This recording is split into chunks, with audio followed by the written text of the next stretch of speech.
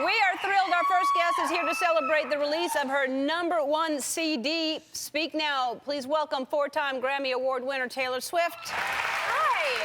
Hi, Taylor. #1 CD. They expect to sell 1 million copies of this thing.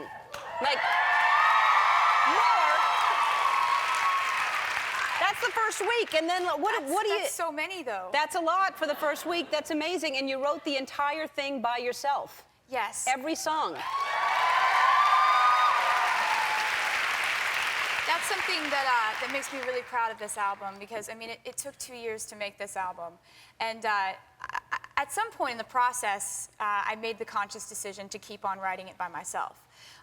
You know, at first it was really circumstantial. Like, I'd get an idea at 3 a.m. and I'd be like, there's no co-writer here in Montana on the tour bus at 3 a.m., so I'll just go ahead and write this by myself. And then, like, a little more than halfway through, I was like, you know what? I could do this by myself, really, maybe. And you were telling me at rehearsal that you were so scared that because you poured so much of yourself into this and there's so much personal information here, you were actually really worried about how people would receive it. Yeah, I have been all over the map as far as emotion-wise going. Like, with this album, it's been such an emotional process. Like, writing it for those 2 years, the last 6 months of that, like the 6 months of finishing up the record, I would have nightmares in the middle of the night where I'd wake up and I'd be like, have a nightmare that Rolling Stone hated it. Like, and you know, I mean, I'd wake up and I'd be like, in the nightmare, they gave me like half a star. I'm like, is that even possible? Did I even do that? Yeah. But I was, you know, I was really nervous about it because, I mean, taking this on and writing every single line of every verse, pre-chorus, bridge, everything, you're taking a lot of ownership of whether people like it or don't. Right, right. So you're very proud that everybody likes it because everybody does like it, to be #1. Thank you. You said you started when you were 12. Even at 12, I mean, when you're writing songs, have you always just been this honest since you were a little girl? You just said what's on your mind? With music, that's where I can say whatever. I mean, I remember, like, when I was in school, the whole reason I started writing songs was because I was alone a lot of the time. And, you know, I'd sit there in school and I'd be hearing people like, oh my God, this party we're going to is going to be so awesome on Friday. Everyone's invited except for her over there, you know, like, and I just wouldn't be invited to stuff. And I would sit there and I'd be like, it's okay, because I can write a song about this later. And here I am at 20, and I'm still saying that when I go through tough times. So it's like, you know, that it's worked out. It's a creative way to get your feelings out, and it's a very successsul way to get your feelings out. Thank you. I appreciate it. I scared you today too. She was walking down the hall for rehearsal, and I crawled out of my door, and you scare so easily. Yeah, it's really uncanny. It's like the legs just buckle. You do. So I've scared many people when they go into the dressing room. I'm hiding, waiting for them in their bathroom, and it's just a little fun thing that I like to do. And when I did it with you, it turned into a YouTube sensation. I was in the studio that week, and they're all like, "Check out this girl that said." Oh, close the laptop. Right. Like, she just goes down, man. She just fell. It was like, she almost hit her head on that thing on the wall. Yeah. Yeah. I was nervous about that. You fell again today. You just go right to the ground. Let's show people what happened when I scared you the last time you were here. Thank you.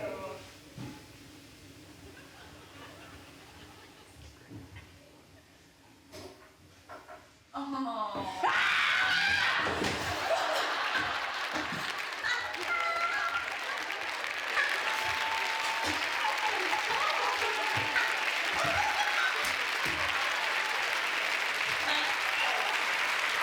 From that? The fall, there were bruises, there were many reminders of that. Whoa! Why do you do that?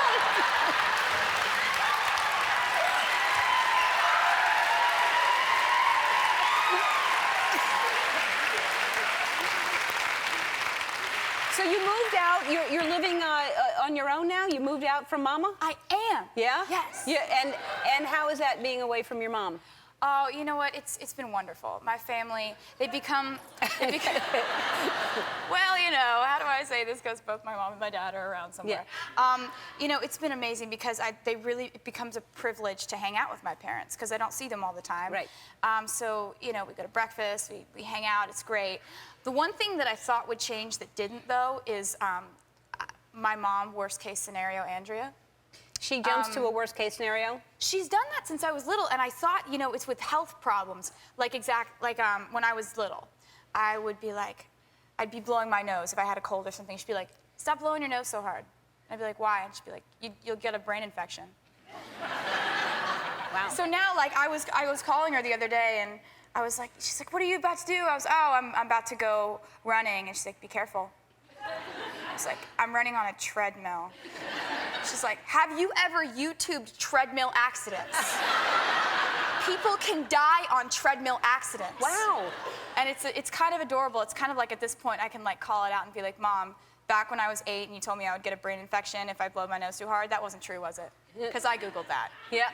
It's like, but you know, we're so close, and my family, I love them so much. My brother's off at Notre Dame, and it's really cool. Well, I'm glad that you're, it really feels like, and someone said this, we have had you on the show for 3 years now, right? I feel like we have just watched you grow up, and I'm just watching you just get to be a bigger and bigger and bigger star, and I mean, we knew you were talented when you were first on, but you just keep growing as an artist, and you're still just a very regular and normal person, which I really appreciate, because that's hard to hold on to that and be grounded, and you really are. So thank you so much. I'm happy that you're that person. And let's talk about how well you're, this is 1 million copies in the first week, 1 million copies. You should be buying yourself some. I hope you're celebrating.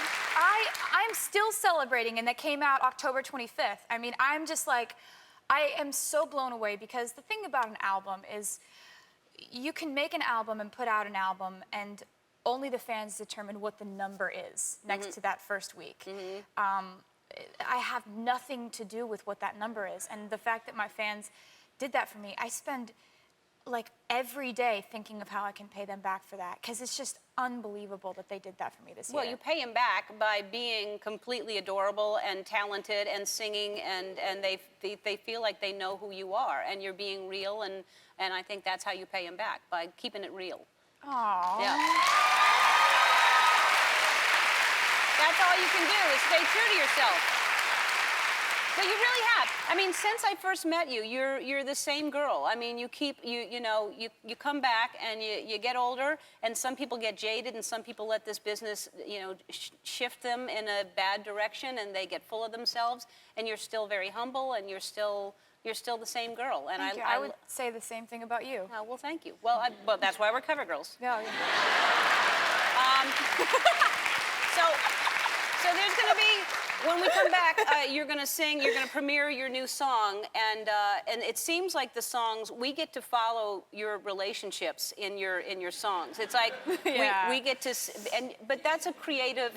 Yeah.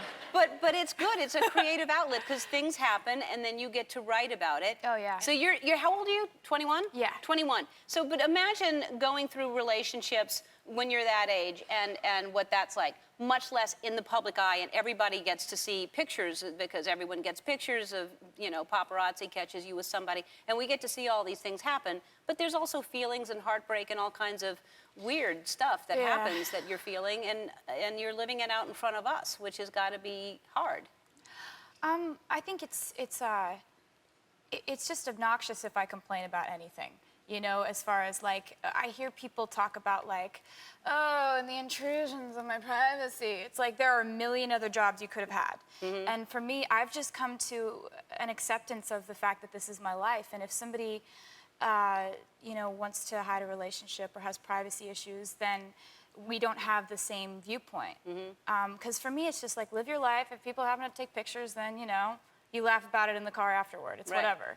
So it's hard then you've got to be with somebody who's on the same page, thinking that way as far as celebrity, like not trying to hide so much from the pictures. I think it's just all about like what your idea of normalcy is. And for me, it's living my life and going to the same coffee shops that I went to 4 years ago, and Like, I just think it's fun to like live a life and also have a career, but not be too consumed in either one. I think it's just all about a balance. We had a contest on our website to find the biggest Taylor Swift fan, and there were thousands and thousands of entries, and someone in this audience is the winner.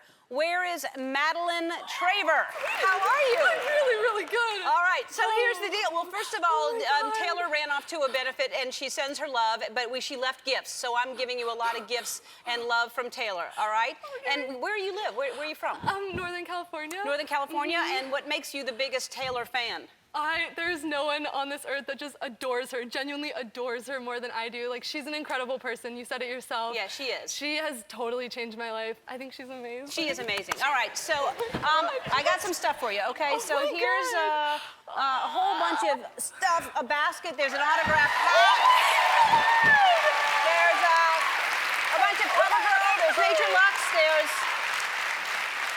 all kinds of things. And she also wanted to give you some floor seats. No, You're gonna go see her in LA. Floor seats. Right? How about that? Is that all? I think I have. Yeah, the tickets to the LA show. You have floor seats. You have the autographed hat. You have the Nature Lux products. And the only thing, it's a shame that Taylor's not here. And that's the only problem. Oh, no way!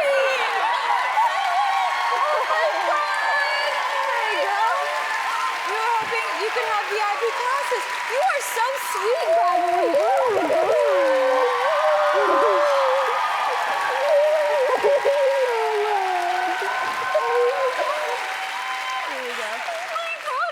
So now you're going to go backstage and hang out with Taylor when you're at the show. Yeah. This is real life.